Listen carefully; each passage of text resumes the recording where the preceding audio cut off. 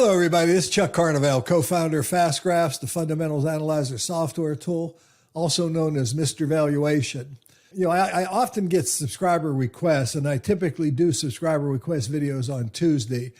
But I've been asked several times now in a row to cover some railroad stocks, primarily CSX and Union Pacific, UNP. And the thing about it is, I'm always reticent to cover stocks that I consider are overvalued because, as Mr. Valuation, valuation is very important to me. But on the other hand, by showing you some stocks that I do consider to be overvalued does allow me to make some points about valuation that I think are very important and often misunderstood. So what I thought I would do today is I'd go ahead and focus mostly on CSX and UNP because those are the ones I was asked for. But there's really only 6 major railroads in the North American continent here, U.S. and Canada.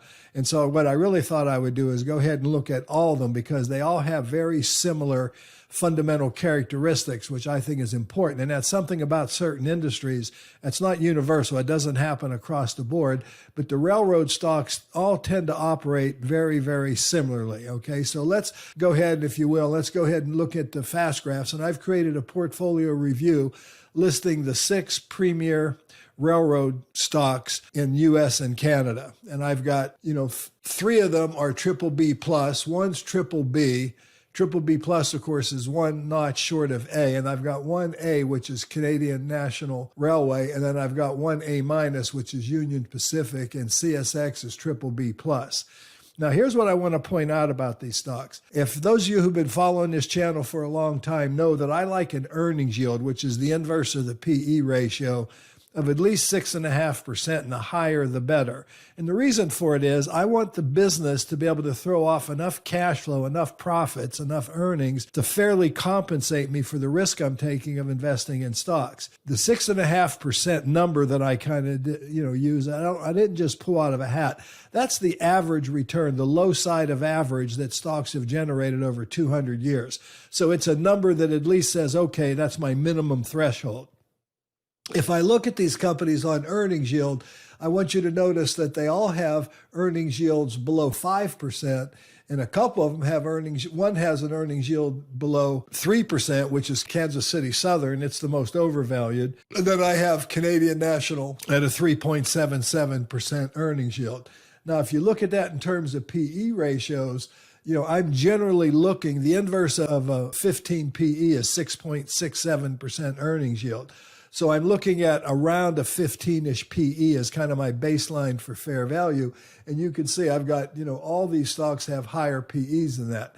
Now, CSX, which I'll be featuring in this video primarily, has a PE, blended PE of just under 23. Union Pacific at just over 22. So those are, outside the threshold with earnings yields a couple of percent below what I would actually like them to have. Now, Union Pacific does offer a dividend yield of 2%, and CSX only offers a dividend yield of 1.15%. So what you're seeing here is essential overvaluation. So I'm going to, and I know I frustrate some of you, I'm going to go to the new version of Fast Graphs to a couple of reasons, show you, number one, that we're getting very, very close to launch. We are not going to launch this new product, though, until there's absolutely no bugs. Right now it's updated. I did a video yesterday and the data hadn't been uploaded, and so I ended up with a bad dividend yield. Today, I've got, data that's been uploaded through October 6th, which is yesterday's close, which is fully updated, in other words. So we're going to look at these stocks, and I'm going to go through all of these railroad stocks very quickly here with you. CSX, CP, NSC, CNI, KSU, and UNP. What I want to do is I want to take the price off of the graphs. I want to take the normal PE off of the graphs. What I want you to see here is the characteristics of the business themselves. I actually really, really like this industry. And I've made a lot of money over the years investing in this industry when I could find it at attractive valuations. And I'll get into more of that later. But here are the things I like about it. Look at the consistency of the earnings growth. Now, there is some cyclicality. The company did have a huge surge CSX did in earnings and through 2019. And of course, then COVID came and that changed things. But in 2018 and 2017, we had this huge surge in earnings growth, but that's, not totally uncommon. And then we're looking at double-digit forecast earnings growth going forward. Supply chain stuff is really difficult. Shipping is really difficult. Railroads, to a great extent, are benefiting. So let's go through all of these very quickly here. And just what I want you to see is the characteristics of the earnings growth, but also note the consistency of the dividend growth rates here. They've increased their dividends year after year after year here. There was a period where they did freeze it, back in 2002, 3, 4, and 5. But then they've increased their dividend at a very attractive rate since then. So you're going to see this type of consistency throughout these railroad stocks. They're nice companies that grow very consistently. And note that CSX, going all the way back to 2002 here, has grown earnings at over 15% a year. So let me go through these very quickly. Canadian Pacific Railway, even more consistent, earnings growth of over 12%, a nice dividend growth record as well. If I look at Norfolk Southern, you see a little more cyclicality in their earnings growth. This company, by the way, has a little more involved in coal, which has been a kind of a tough industry lately. But anyway, regardless, very, very nice dividend record, earnings growth of over 13%, consistent with what I've shown you so far. Canadian National Railway, almost 12% earnings growth, very consistent growth, very consistent dividend increases. I like that. You can see why I like the industry. Kansas City Southern, by the way, only started paying a dividend back in 2012, but it's grown at almost 16% a year with some cyclicality, and they did have the occasional really bad year involved in there. But again, you see a very consistent rate of growth here. And then finally, the second one I'm going to be featuring is Union Pacific, which has grown at about 12.5% and has a very, very consistent record of dividend growth. Okay, so these are all very interesting. Now, what I'm going to do now, I'm going to bring weekly clothing stock prices into the equation, and I'm going to add the market value line, which is the blue line, and we call it the normal PE, but it actually represents the valuation that the market most commonly applies for whatever time frame I'm drawing. Now, what I want you to note, looking at Union Pacific, how closely the stock price tracked between those two lines, if you will, or consistent with those two lines. And then as we got into 2017 and 18 here, and then of course we had the great opportunity in COVID. Well, I shouldn't say it like that. COVID created a value opportunity, if you will. And then there was a chance where you could have bought this at a very attractive valuation here, right in February, March of 2020, obviously. But the reality of it is the stock has rallied again since then and is trading at a high valuation. Now we're starting to see the values drop. Now, here's the thing that's troublesome. People want to talk about interest rates being real low, but let me show you all something if I can. Let me look at Union Pacific here, and I'm going to go to the old version of Fast Graphs because we still have this interest rate PE ratio chart that I want to reference right now. And so if I look at the price earnings ratio versus interest rates, and I do this over a long period of time, we can see as interest rates have been dropping, the valuation, especially in the more recent years, which is the blue line, the PE ratios of Union Pacific have increased. Okay, that's a reality. That simply is a supply-demand functionality. What that means is, as interest rates got low and fixed income wasn't competitive, people were willing to pay higher values. And I do want to make this point about valuation. Here's what I always harp on valuation. Valuation is all about positioning yourself to fully participate in the growth of the business. Now, in the last several years, this stock has been trading above its fair valuation line.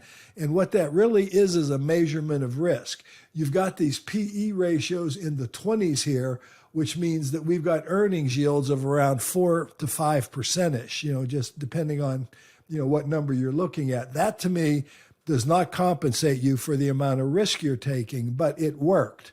You could have made money. I could have bought it overvalued here on April, for example, 28th of 2017, paid a 25.7 PE ratio. The current PE ratio is down to 22, so we've had an actual little bit of a drop in the PE ratio. but if I hit this just right, and I didn't hit it just perfectly right, we still would have made 16% a year, which is consistent with the growth that this company has achieved over that period of time. The point is, though, we're earning that very attractive rate of return at a high level of risk. Had we bought the stock when it was fairly valued back here in January of 2016, our rate of return out there to that same time frame-ish would have been over 22% a year. That's huge. That's a huge difference in rate of return, buying it in valuation. And you would have been buying it here at an attractive valuation, which means you'd have been taking less risk. But notwithstanding that, just because it's overvalued doesn't mean that you can't make money.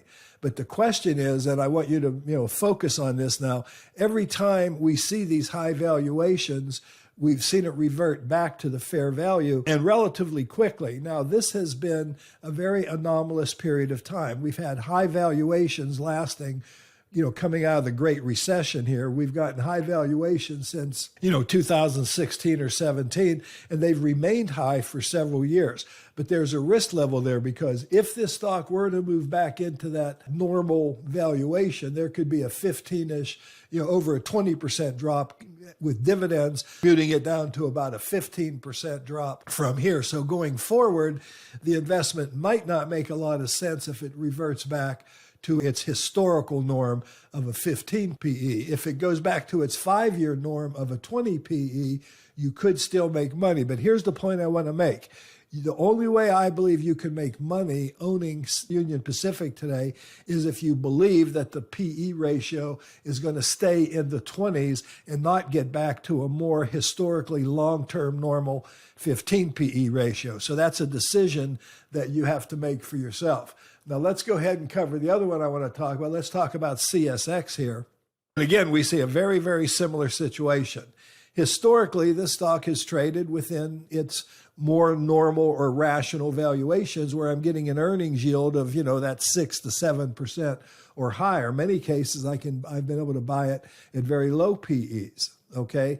And again, now we've got this higher valuation, and we're starting to see a little crumble. We did get the flash crash, during COVID. That was, definitely an opportunity that you could have bought this stock at a cheap value, but you could have bought it back in 2015 at a 13 PE, for example, and you would have averaged, a rate of return of over 24% a year. And again, look at the growth of the company during that time. I can actually hone in on that pretty close here by just taking my slider and moving it along here and trying to get as close to that time frame as I can. And just to give you some insights into, we're looking at 15% growth here, and we had, a very attractive rate of return on the stock because you could have bought it, again, at a reasonable PE back here. And then now at this high valuation, you're making that now during the time I hit here, just different times I've hit, you'd be averaging 30% a year.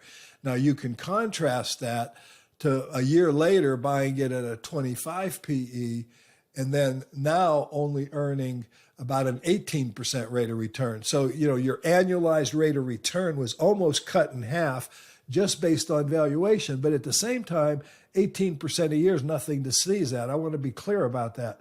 When you're buying these stocks at, extended valuations, you are taking on more risk than you perhaps should to earn a potential rate of return that if the stock does revert to the mean, that's when you're going to get hurt. And right now, it hasn't. Now, CSX, this stock has really gotten attractively valued more often than we saw even with Union Pacific.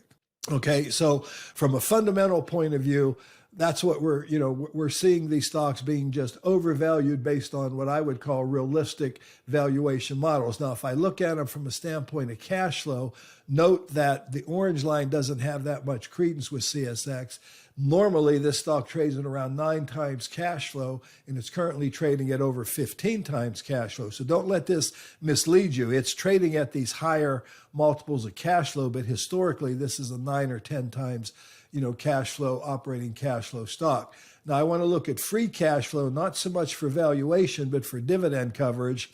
The company does cover their dividend with free cash flow, so that's good. But here's the one that really got me. And what I'm doing now, ladies and gentlemen, is I'm going through different ways to value and look at valuation. Price to sales is one that I really like because price to sales really talks about how well the business is doing. And note how expensive on a price to sales basis that CSX has gotten here, in recent years, again, since that 2017. I do believe you're playing with fire here because this is normally a 2.3, we'll call it a 2.5 times sales-ish, multiple, and you're looking at it right now at over 6 times sales. And again, that's very, very expensive relative to what it is. Now let's go into Union Pacific and we'll kind of go backwards. You're seeing exactly the same situation. Union Pacific has historically traded at, this is 2.9 times sales. You can see most of the time it's traded at a price to sales lower than that.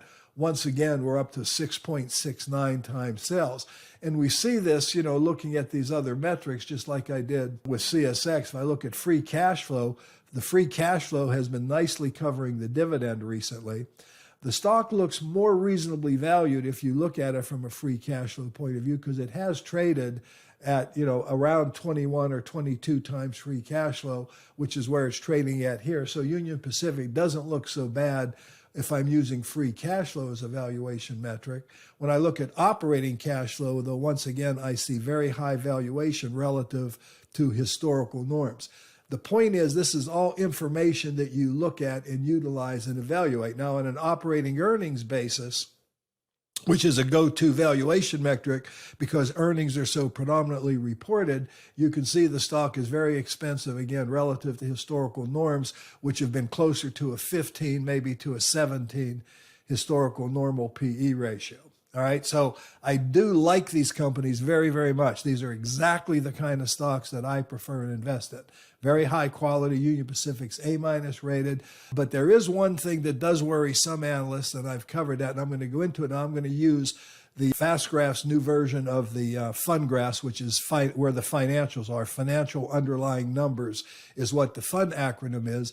And I want to look at some metrics here that will give you some insights into the company, okay? So let's look at Union Pacific. It has the most debt of both of them. So let's look at their total debt first, all right? So the company has over $28 billion of total debt. Now, what's interesting, though, from a standpoint of being able to amortize that debt, if I look at short-term debt, they have very, very little debt coming due in the short run, okay? Most of their debt is long-term, which means they can amortize it, all right? So I kind of like that, all right? The next thing I want to look at is I want to look at cash dividends paid, and I want to look at net operating cash flow, and their cash flow covers the dividends significantly. And then if I go back and if I add in and look at those short-term obligations, the cash flow also covers the short-term obligations. Now, there's another thing that's been going on with Union Pacific that I'm not real crazy about. Typically, I am. Let's look at common shares outstanding here. Let's look at diluted and basic both. Okay, and what this company's been doing is they've been buying back shares during this time frame when the company's valuation is very high. Okay, I don't like that. I don't want to buy back shares, see a company buying back shares unless I'd be investing in their shares myself. But that is giving them the ability to keep their earnings per share boosted up a little better, which could obviously, support the stock price at least over the short run until it catches up. Now, a couple other areas I want to look at when I'm looking at both these companies. I want to go into profitability ratios here, and I want to look at gross margin, and then I want to look at net margin. And this company has tremendous gross and net margin. Gross margins in the 40%, net margins in the 20%. I'm not sure what happened to net margins here that they got so high, but I would look into that if I was interested in investing in the company. But now you can do the same kind of work for CSX, all right, and look at CSX. Again, now we're looking at the financial production of the companies, and both of these companies have very, very high gross and net margins, and they're very, very similar. Now, I can go through the same kind of scenario I did with CSX. Once again, they've been buying back shares at a time when their stock price is trading at a very high valuation. I don't like that. I just simply don't like that. I don't think they should be buying back shares when their valuation is high, but they've actually had periods, and I don't know exactly what the timing of that was, where they could have been buying their shares at least at reasonable prices. So that might be, I might give them a little more credit than I did Union Pacific. Now, when I'm looking at it from the standpoint, though, of their balance sheet and their capital structure, their total debt has been growing just like we saw with Union Pacific. Their short-term debt, again, most of their debt, in other words, is long-term. So their short-term debt has been very low. I'm getting too many things on here. Let me get rid of a couple things here for you. Their short-term debt has gone up as well, but they definitely have the operating cash flow to cover their debt very nicely and the free cash flow to cover their debt very nicely. So to kind of summarize this video, I actually love both of these companies. I just think they're too risky to invest in them right now because we've had this long-running bull market. It's due for a correction at some point. We're starting to see these stocks look like they want to correct a little bit. And so, these would be wonderful stocks to own if you could buy them at attractive valuations. But I would wait until they, in other words, I'd be looking at Union Pacific at somewhere between, let's say, $150 and $160 a share. And then as far as CSX is concerned, I'd be looking at it at somewhere around $25 a share to maybe $30 a share. And again, it's trading at 32. So there you have it. I want to end this by reiterating something that I said earlier. Okay, what I want to reiterate here is when you're looking at these companies like this and seeing the high valuation, just recognize that what you're really seeing there when you're using this wonderful fast graph tool is that you're seeing the amount of risk you're taking and how that risk stands up to scrutiny, looking at it from what I would call historical norms and fundamentally driven norms. That's the real key thing. Anyway, this has been Chuck Carnevale saying thanks for watching. Hope you enjoyed this video. If you did, give me a like, subscribe to the channel, ring the bell. And, I thank you all for being subscribers. And I hope to see you real soon with some more videos. I'm going to be doing a lot more of these individual stock videos coming up because I do have some very interesting selections I'd like to show you. So stay tuned to future videos. Thanks for watching.